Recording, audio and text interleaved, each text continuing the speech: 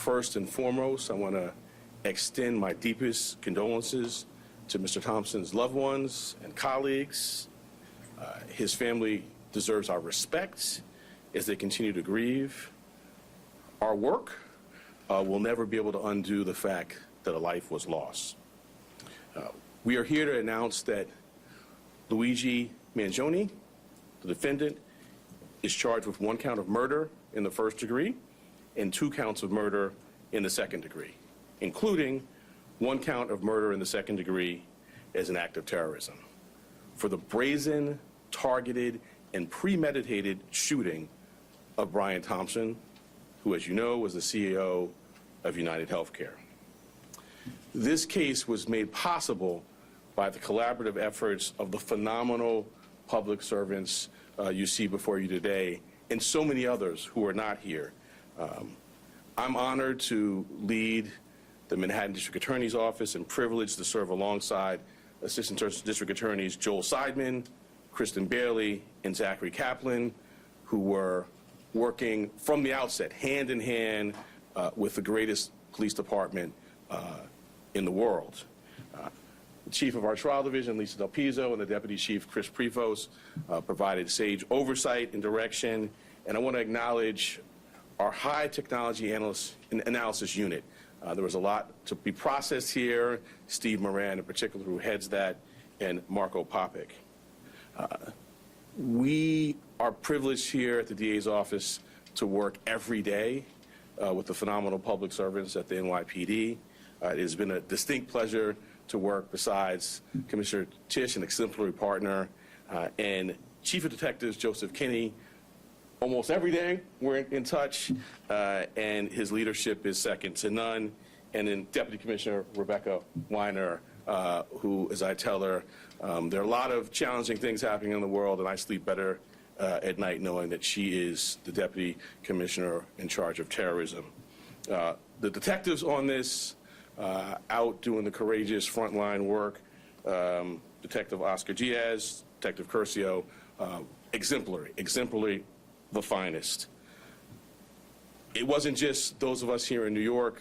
I want to acknowledge the great work of our partners in Altoona, the Altoona Police Department, the Blair County District Attorney's Office, the governors of New York and Pennsylvania, the FBI, and of course, the brave members of the public who answered the call when our great commissioner put out the call for their assistance. This was a frightening, well-planned, targeted murder that was intended to cause shock and attention and intimidation. It occurred in one of the most bustling parts of our city, threatening the safety of local residents and tourists alike, commuters and business people just starting out on their day. Let me say a bit more about the charges. They include 1 count of murder in the first degree as a killing in furtherance of terrorism, 2 counts of murder in the second degree, 1 charging that the killing was done as an act of terrorism, and the second pertaining to the fact that the killing was intentional. The maximum penalty possible for murder in the first degree and murder in the second degree as an act of terrorism is life without parole. The maximum penalty for murder in the second degree is 25 years to life. There are additional counts as well. A number of criminal possession of weapon charges, 2 counts in the second degree, 4 counts in the third degree, 1 count in the fourth degree, and a count of criminal possession of a forged instrument in the second degree. Let me tell you a bit about the facts. On November 24th, we allege that the defendant arrived in New York City to murder Brian Thompson. After the defendant arrived in New York City on a bus at Port Authority, he checked into the hostel on the Upper West Side using the name Mark Rosario with a fake New Jersey ID. On the morning of December 4th, the defendant left the hostel, just after 5:30 a.m. and traveled to Midtown. For nearly an hour, we allege the defendant waited in the area near the Hilton Hotel, waiting for Mr. Thompson to appear. From 6:38 a.m. to 6:44 a.m., the defendant stood across from the entrance of the hotel on West 54th Street. When he saw Mr. Thompson, he crossed the street and approached him from behind. We allege he then took out a 9mm 3D printed ghost gun, equipped with a 3D printed suppressor, and shot him once in the back and once in the leg. The defendant then fled northeast on 54th Street and took an e-bike uptown before getting into a taxi that took him to West 178th Street and Amsterdam Avenue. On December 9th, the defendant was spotted at McDonald's in Altoona, Pennsylvania.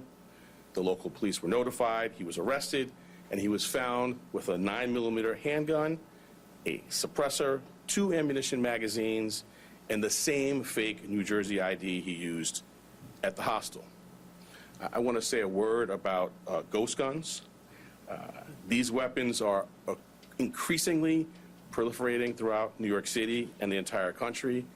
Involving technology will only make this problem worse. Last year, over 80 ghost guns and ghost gun parts were recovered in Manhattan alone. The NYPD and the Manhattan DA's office have been leading in the interdiction of these ghost guns. And one thing I want to make clear, they're unserialized, they can be printed out, but as this case tragically makes clear, they are just as deadly as traditional firearms. This will remain a priority for us here in Manhattan. Finally, I know there have been questions about the extradition process.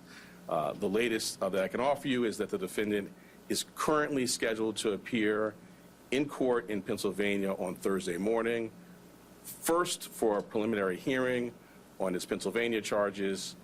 Immediately to follow that will be an extradition hearing. We have indications that the defendant may waive that hearing, in which case he'd be brought to New York forthwith.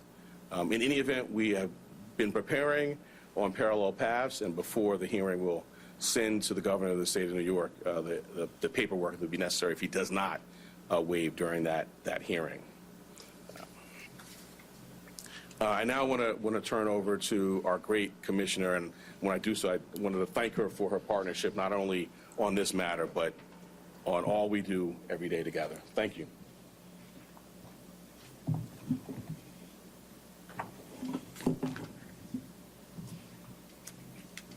Good afternoon, everyone. The unsealing of today's indictment brings us one step closer to securing justice for Brian Thompson and his family and affirming the primacy of the rule of law in the city of New York. NYPD detectives worked tirelessly to piece this case together. And along the way, the Manhattan DA's office made sure we had every legal tool available to us. Whether quickly providing subpoenas to assist with our evidence collection, or traveling with us to Altoona, Pennsylvania last week after the apprehension, our partnership made this a successful investigation. So I'd like to thank District Attorney Bragg and his team for their work in bringing this case forward. Part of that work included the relentless collection and analysis of surveillance video by our detectives, which ultimately produced a clear image of our suspect. That image was shared far and wide through the media, and thanks to an observant McDonald's customer and the employee who alerted the police, Mr. Mangione was quickly brought into custody. This outcome is why we always emphasize the critical role of the public in our public safety mission. So again, I want to thank everyone who saw something, said something, and did something. That is why we have a suspect in custody today. As DA Bragg said, Luigi Mangione is now formally charged and indicted for murder. And let me be perfectly clear.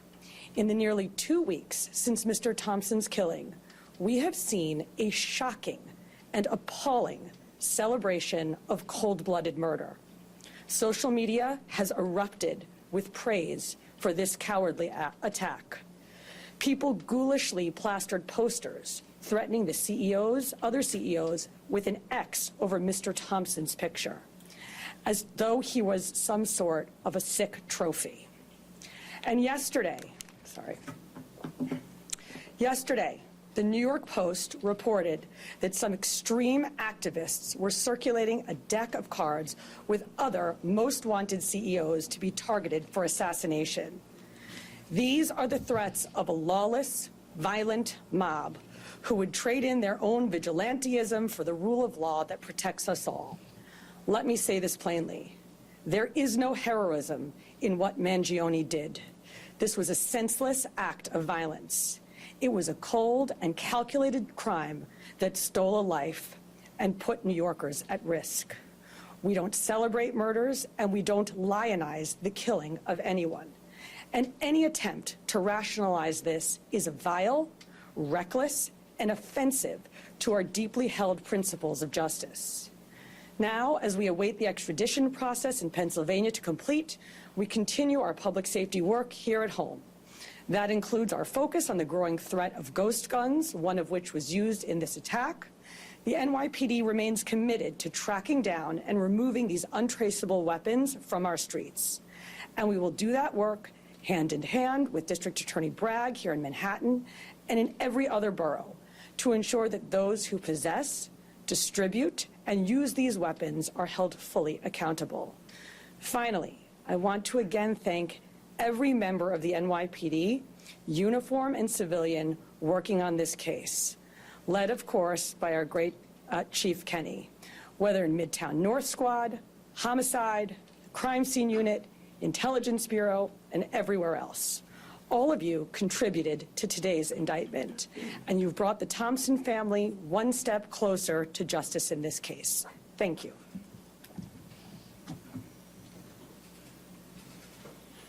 We're going to take off-topic questions. Shana? Elaborate on the terrorism theory and not just the murder. What elements do you expect it to include? Sure. So, in its most basic terms, this was a killing that it was intended to evoke terror. And we've seen that reaction. The statutory elements we can go into, but its most basic term, that's what this is.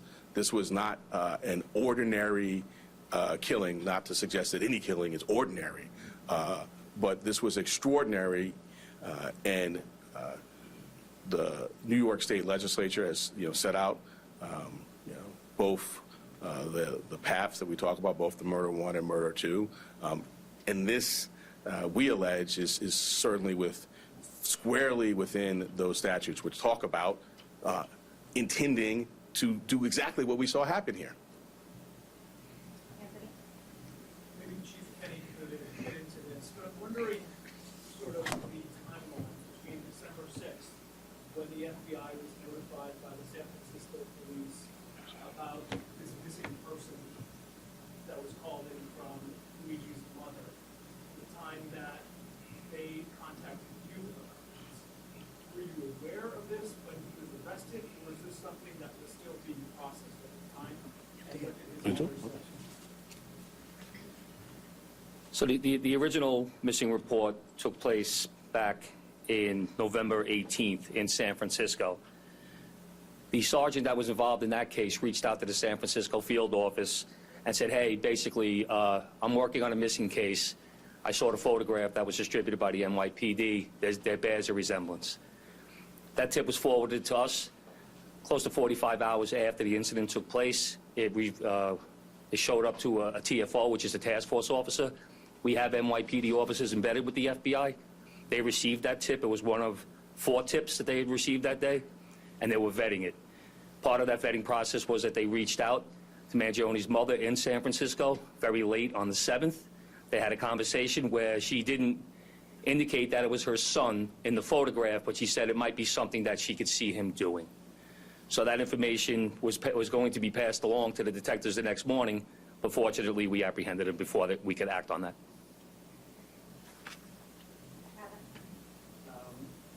The commissioner has talked about how the defendant's been lionized and celebrated. I'm wondering how concerned you are about a potential jury knowing that someone on that jury would be someone who would lionize and celebrate him. Well, I want to echo the commissioner's words and concerns, which I think were put forth beautifully. I mean, we see a lot in these jobs. I meet with the families of homicide victims, and I just can't wrap my head around the notion that someone is celebrating this. To your specific question, we're at the beginning of a litigation now with our charge. We have a phenomenal trial team in place, led by ADA Joel Seidman, who has, been in this office for more than 40 years and handled some very challenging matters. We have a voir dire process in place.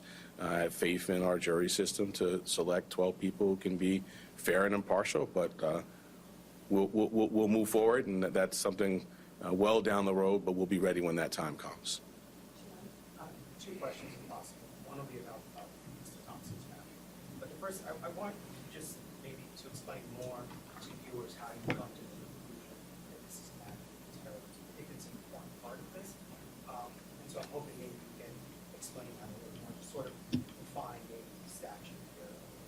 Sure, and my point, the statute talks about attempts to influence or coerce a civilian population. The statute talks about intending to influence a policy of government, and it talks about seeking to, put forth things sort of similar to that by murder.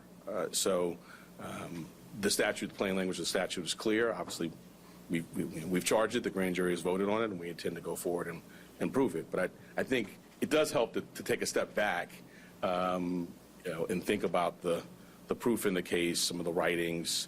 I'm not going to get into too much of that, but in the actual reaction. In the middle of Midtown, the beginning of a busy day, tourists, commuters, business people, the intent was to sow terror. And if I could just on Mr. Thompson's family, sadly, as you say, not a lot of focus has been given to Mr. Thompson or his family.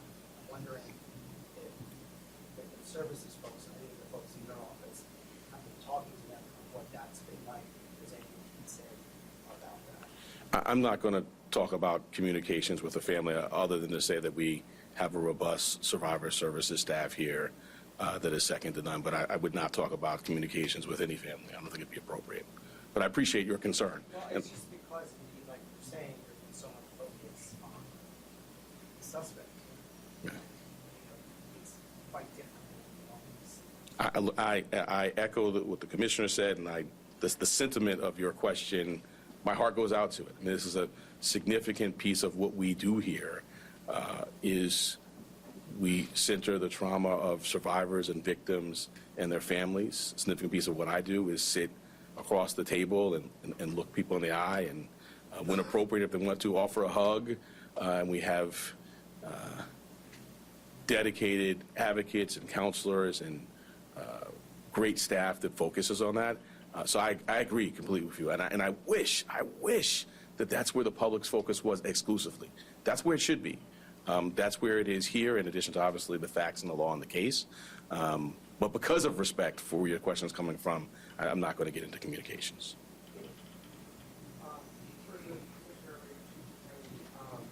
Given the celebration of Pride, I'm wondering if the NYPD is maybe any of this, not considered in your office. There was a point Yes, absolutely. And we've seen a real increase, sustained increase since December 4th in concern, not just from CEOs, but from corporations broadly. And so going back to the DA's point, the intent to intimidate or coerce a civilian population, which is, of course, at the root of our state terrorism statute, is very much borne out in this reaction. And for good reason. We've had a torrent of online threats. We've had real-world activity that the police commissioner flagged, which is abhorrent, and it causes concern. So we have done a lot to work with corporate security partners with whom we partner on a daily basis in this city, at the city level, at the state level, trying to make sure that everybody has the best practices that they need, that they know where to flag not just general ambient concerns, but specific threats that they might be receiving. that a few weeks ago they might have written off as just noise in the online environment, that they now take seriously. So these are ongoing conversations that we have, and thanks to all the work that we do together every day, we're quite confident that concerns and threats are going to be appropriately directed our way. We're going to take two more. Yep. Geographically, can you describe just how rare it is for your office to charge with first-degree murder? There has been some talk about how that is reserved to very specific cases in Manhattan. And also, if you could speak to the statements made on the record by the suspect that informed this timeline in particular, because made any specific incriminating or statements that have to be. So I'll address the first piece. The first-degree murder statute has a number of subsections. They're sort of clearly delineated, and they are reserved for, the most abhorrent conduct, killing a police officer, serial killing, and the terrorism is one subsection of that. And so I would say, fortunately, that's not happening a lot. Taking a step back, I can't think of another office that is more equipped to handle a terrorism charge. We have a great terrorism unit. We were at the forefront of getting the statute passed.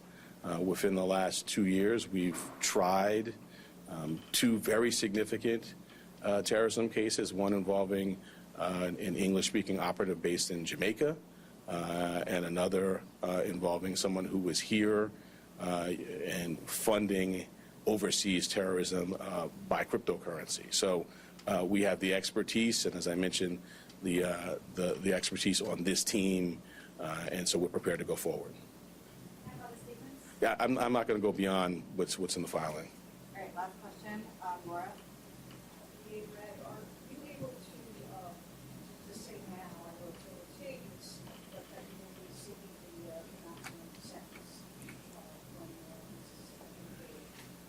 So as a matter of practice, I don't talk about sentencing outside of court as a first matter, and certainly not at the initial stages of a matter. But I think you can tell the seriousness with which we take this matter by the way in which it's charged. The murder in the second degree actually has a mandatory life without parole sentence, no discretion for the judge at all. So that's the maximum there. But I'm not going to go beyond that. We will first get the defendant to New York. We will have him arraigned. We will be before our judge. We will engage in pretrial litigation. If there's a trial, we're ably equipped to do that. And then we will proceed to sentencing, at which point we'll make our arguments in court. Thank you all so much. Thank you, sir. I was taking your book.